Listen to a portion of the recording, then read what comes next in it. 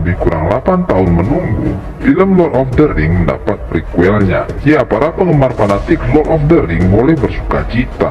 Bang M sangat bersyukur bisa berkesempatan menyaksikan karya Tolkien lagi diangkat ke layar lebar. Dan hasilnya sangat luar biasa, benar-benar maksimal. Ini masterpiece of masterpiece. Gila, bombastis, gak sia-sia menjadi film termahal per episodenya. Bikin merinding habis. Langsung saja, ini dia alur cerita Lord of the Ring of Power episode 1. Let's get it on. Kisah diawali dengan Galadriel yang bercerita bahwa pada awal kehidupan tidak ada yang jahat. Ketika dunia masih sangat muda, meskipun belum ada matahari terbit, tapi sudah ada cahaya. Galadriel kecil membuat kapal-kapalan dari kertas. Anak-anak lain bilang bahwa kertas itu tidak akan mengapung. Galadriel bilang iya, dia akan berlayar. Kemudian kapal kertas itu benar-benar berlayar. Tiba-tiba anak-anak lain melempari kapal itu dengan batu. Galadriel coba menghentikannya, tapi anak-anak itu semakin brutal dan akhirnya kapalnya tenggelam. Galadriel sangat marah dan saat akan mengajar anak-anak tersebut, tiba-tiba datang abangnya bernama Finrod menghentikannya. Di bawah pohon, Finrod memuji kapal buatan Galadriel. Galadriel bilang itu semua persis seperti yang diajarkan abang ke dirinya. Kemudian Finrod bertanya ke Galadriel, tahukah kamu kenapa kapal kita bisa mengapung sedangkan batu tidak? Karena batu hanya melihat ke bawah dan kegelapan air sangat luas dan tak tertahankan. Di lain sisi, kapal juga merasakan kegelapan, tapi berjuang dari waktu ke waktu melawan kegelapan yang coba menguasainya dan menariknya ke bawah. Tapi kapal itu punya rahasia, yakni tatapannya selalu ke atas,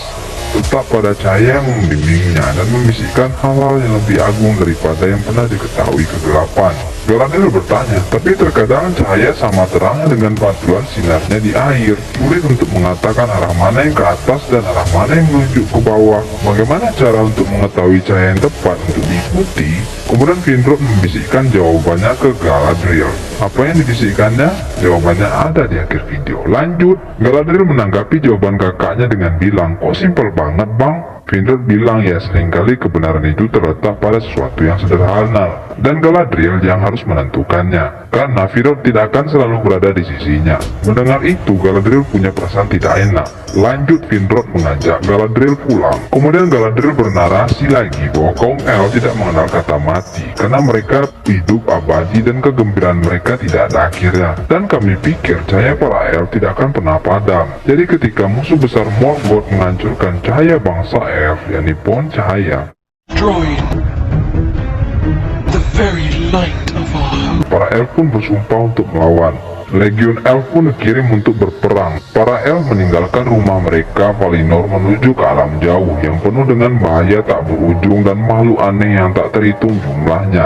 Ya, tempat itu adalah Middle Earth. Terjadi perang antar naga, berperang antar pasukan elf, termasuk juga Finrod yang ikut berperang melawan orc yang jumlahnya jutaan di Middle Earth. Perang ini pun meninggalkan Middle Earth dalam kehancuran dan akan bertahan berabad-abad. Kemudian Galadriel tiba di medan perang untuk menyusun Helen para pejuang elf yang telah gugur. Dan mulai saat itu Galadriel baru mengenal dan memahami arti kata kematian. Pada akhirnya Morgoth akan dikalahkan, tapi tidak sebelum banyak kesedihan, karena orknya telah menyebar ke setiap sudut Middle Earth dan bertambah besar berkali-kali lipat di bawah komando hambanya yang paling setia, seorang penyihir paling licik dan kejam, tak lain tak bukan Sauron. Hambanya bersumpah untuk mencarinya dan menghancurkannya, tapi Sauron duluan membunuhnya dan menandai kulitnya dengan simpulnya yang maknanya bahkan tidak dipahami oleh orang paling bijaksana di dunia sekalipun. Dan di sana, di dalam kegelapan, sumpah abangnya sekarang menjadi sumpah milik Galadriel, yakni untuk mencari dan menghancurkan Sauron sekali dan untuk selamanya. Lanjut, Galadriel dan pasukannya pergi memburu Sauron sampai ke ujung dunia. Tapi jejaknya semakin tipis. Tahun berganti tahun, abad berganti abad. Banyak elf yang mulai melupakan Sauron dan percaya bahwa Sauron hanyalah kenangan dan mitos belaka,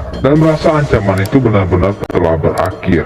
Tapi hal itu tidak berlaku bagi Galadriel seorang.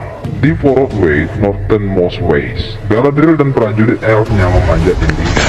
Tibanya di atas, salah satu anggota mulai mengeluh karena mereka telah sampai ke ujung dunia untuk mencari benteng terakhir para orc, dan rasanya orc itu sudah hilang bertahun-tahun yang lalu, dan coba meyakinkan Galadriel bahwa orc dan Sauron telah benar-benar musnah. Tapi Galadriel tidak mau percaya hal itu. Prajuritnya mulai kelelahan, tapi Galadriel terus memaksa melanjutkan perjalanan meskipun badai besar. Akhirnya mereka tiba di benteng terakhir di mana para orc berabad-abad lalu berkumpul setelah kekalahan Morgoth, dan menuju ke salah satu jalan karena udaranya lebih dingin akibat aura jahatnya. Tapi diam-diam ada makhluk yang mengawasi mereka dari kegelapan. Galadriel pun menemukan lorong rahasia. Kemudian Thondrin menemukan orang yang menyatu dengan dinding akibat mencampur kekuatan dunia gaib diakibatkan black magic kuno. Selanjutnya Galadriel menemukan simbol Sauron di meja batu dengan menyiramkan air, dan yakin Sauron ada di tempat ini. Dan tanah ini sengaja ditinggalkan untuk diikuti oleh para orc, sehingga Galadriel ingin melanjutkan mencari ke bagian paling ujung dari utara. Tapi Thondrin tidak setuju karena tanah itu sudah berabad-abad dan yang meninggalkannya pasti sudah lama mati. Tapi Galadriel yakin Sauron masih hidup dan sedang menunggu dan mengumpulkan kekuatan untuk menyerang kembali. Thondrin pun meminta untuk pulang dan melapor ke raja dahulu karena mereka telah melakukan pekerjaannya melampaui batas. Thondrin ini beban banget ngeluh terus. Saat memeriksa, salah satu anggota diserang oleh troll salju. Kemudian troll mengajar seluruh anak buah Galadriel seperti serangga.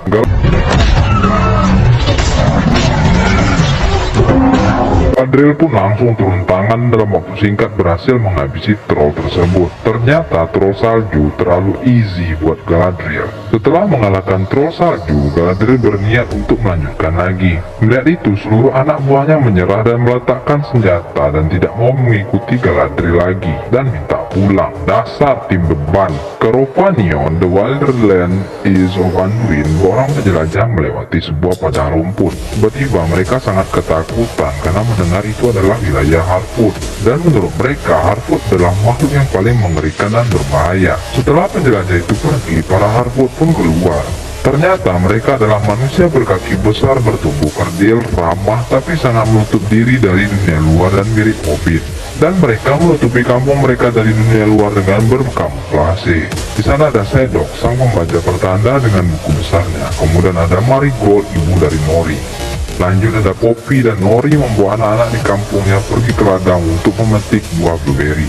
Tiba-tiba Nori menyadari bahwa ada serigala di sekitar mereka setelah melihat jejak kakinya. Lanjut Nori segera mengajak seluruh anak kembali ke perkampungan demi keamanan. Di Lindon, di ibu kota High Elves, Elrond sedang sibuk membuat puisi. Tiba-tiba dia diberitahu bahwa teman lamanya telah tiba. Ternyata itu adalah Galadriel yang telah kembali dari tugas. Mereka berdiri di depan lukisan gerbang menuju Valinor. Dan jika siapapun yang pulang ke sana akan hidup abadi dan bahagia. Dan saat akan menyeberang akan mendengar sebuah lagu lain seperti hidup di surga. Galadriel kecil dulu pernah tinggal di sana, tapi sekarang dia ke Middle Earth dan menjadi komandan tentara utara prajurit Westerland. Kemudian Galadriel memberitahukan Elrond bahwa dia menemukan simbol Sauron, yakin Sauron masih hidup. Dan Galadriel berniat meminta prajurit baru untuk mencari keberadaan Sauron. Elrond tampaknya kurang setuju, tapi Galadriel meminta tolong Elrond untuk berbicara langsung ke raja soal pencariannya. Elrond mengatakan bahwa masalah Galadriel selama ini bukanlah musuh di luar sana, tapi tindakan yang telah menentang raja tertinggi Elf dengan melanggar batasan-batasan yang diberikan oleh raja. Elrond pun mengatakan bahwa raja telah berbaik hati dengan memberikan penghargaan setinggi-tingginya untuk jasa-jasanya melepas para orc,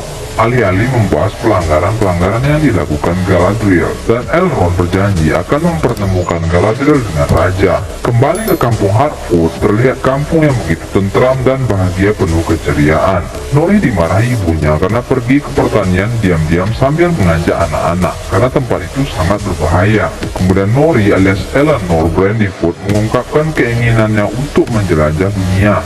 Ibunya malah tambah kesal karena dia tidak ingin anaknya keluar dari kampung karena kampung ini paling aman dan Harfoot hanya bagian kecil dari kehidupan karena hidup mereka ditentukan oleh musim. Mereka akan sering bermigrasi tergantung musim. Di luar sana, elf menguasai hutan untuk dilindungi. Dwarf alias kurcaci menguasai tambang. dan manusia menguasai lahan pertanian mereka. Tempat lain, Gil-galad, raja para High Elves, memberikan penghargaan ke Galadriel dan seluruh prajurit yang pergi bersamanya atas jasa-jasanya menumpas Or sampai ke akar-akarnya. Meskipun Morgoth telah ditumpas berabad-abad yang lalu, tapi khawatir mereka akan bangkit lagi. Maka Galadriel dan pasukannya mau menyapu seluruh Middle Earth sampai ke ujung-ujungnya untuk memastikan mereka tidak bangkit lagi. Dan raja mengumumkan bahwa hari perang kita sudah usai dan hari kedamaian akan dimulai sambil melotot ke Galadriel. Galadriel terpaksa harus menerima pernyataan dari raja dan tak bisa menolak lagi, apalagi meminta tambahan pasukan. Dan sebagai hadiahnya mereka akan dikirim ke Greyhaven melintasi laut untuk selama-lamanya tinggal di tanah yang diberkati Far West, tanah Valinor yang abadi. Mereka diizinkan untuk pulang, tapi Galadriel merasa sangat tidak senang karena dia belum memenuhi sumpahnya membasmi Sauron. Saat perayaan kembang api, Elrond menemui Galadriel di depan patung brothernya Finrod. Galadriel mengungkapkan bahwa hadiah ini akan dia tolak karena sumpah dari abangnya telah menjadi sumpahnya untuk mencari Sauron dan memusnahkannya, dan sudah kewajibannya untuk memenuhi janjinya, dan dia mendapat petunjuk Sauron ada di utara jauh.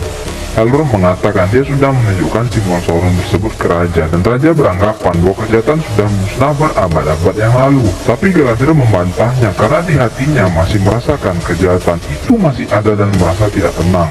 Elrond mengatakan kalau itu hanya halusinasi Galadriel saja. Tambah marah Galadriel dan mengatakan Elrond belum merasakan apa yang dirasakan. Ya memang benar, Elrond hanyalah politisi yang gak pernah bertempur di medan perang, jadi sok bijak aja. Dan Galadriel bilang kejahatan itu tidak tidur, dia menunggu saat kita berpuas diri kemudian akan menyerang dengan tiba-tiba saat kita lengah. Elrond mengatakan jika dugaan Galadriel salah, apakah dia akan membawa lebih banyak elf yang mati sia-sia di ujung utara jauh?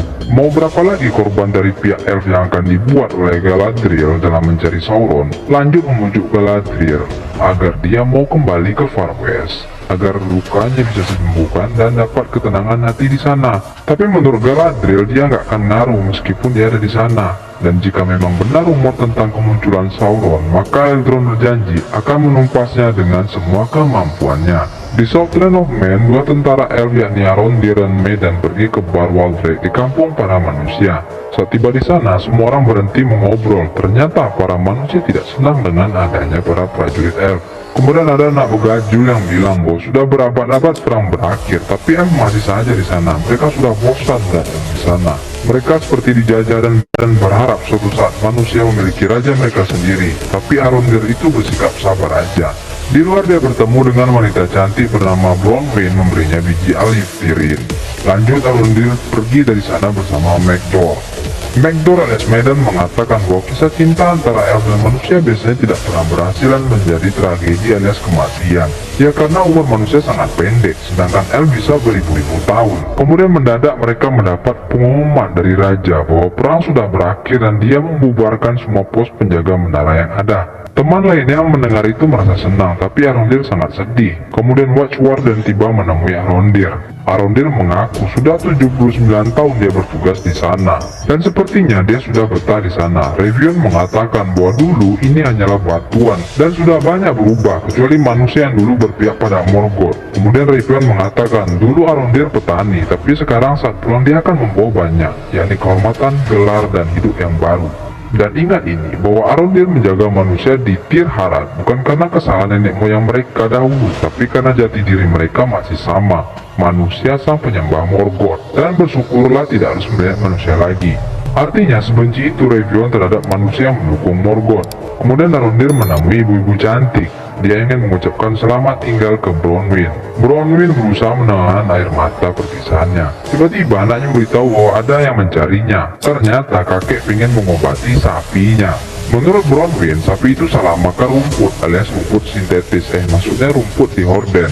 Saat diperiksa, susunya berwarna hitam aspal. Lanjut, Brownie dan Arondir pergi ke Warden untuk mengecek kondisi di sana. Kemudian Theo mencuri sebuah pedang dari ruang rahasia di peternakan.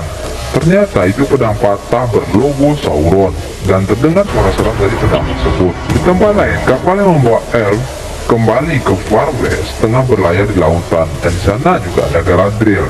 Di tempat lain, Elrond mengatakan ke raja bahwa Galadriel masih merasa sangat yakin jika pencariannya harus tetap dilanjutkan. Gil-galad mengatakan bahwa Galadriel lah yang membuat kejahatan selalu hidup dalam diri dan hatinya. Dengan kata lain, menurut Gil-galad, dia itu hanya trauma aja. Elrond agak menyesali telah mengirim Galadriel pulang, tapi Raja meyakinkan bahwa keputusannya telah tepat. Kemudian Raja menyuruh Elrond bekerja pada Lord Celebrimbor untuk membantu menyelesaikan proyeknya. Lord Celebrimbor adalah sang elf pandai besi terbaik. Lord Celebrimbor pun tiba. Sadok pun melihat langit malam dan menemukan pertanda aneh lagi, seperti ada yang mereka cari. Tiba-tiba muncul Nori bertanya ke Sedok. Sedok hanya mengatakan kalau langitnya sangat aneh. Tiba-tiba Lergo ayahnya memanggilnya. Kembali ke Arondir, orang-orang Horian terkenal sangat loyal terhadap Morgoth di masa lalu. Mendengar itu, Brownie tersinggung karena teman-teman dekatnya ada di sana. Arondir pun jujur mengatakan bahwa satu-satunya yang baik dan membuatnya betah di sana hanyalah Bronwyn. Ternyata kota Horden itu sudah hancur dan terbakar karena retakan tanah. Di Sundering Seas, saat akan mendekati gerbang Far West, senjata dan baju zirah para elf dilepas satu persatu oleh para wanita. Tabir pun mulai terbuka dan mulai terdengar nyanyian disertai cahaya yang sangat terang. Tapi Galadriel semakin bimbang. Kemudian teringat pesan pilot abangnya saat melihat belati milik abangnya bahwa terkadang kita tidak tahu sampai benar-benar menyentuh kegelapan dan memutuskan melompat dari kapal dan gak jadi pulang kampung bersama elf lainnya. Kemudian terlihat ada meteor jatuh melintas di langit dan disaksikan oleh Gil-galad dan Elrond, dan juga disaksikan oleh Brownie dan Arondir. Kemudian Gil-galad menemukan daun jatuh yang telah terinfeksi kekuatan kegelapan. Di tempat lain, meteor itu jatuh dekat desa Harfoot dan disaksikan oleh Nori. Saat dicek, ternyata sudah menjadi kawah terbakar dan ada satu orang kakek tertidur di tengahnya. Dan bersambung.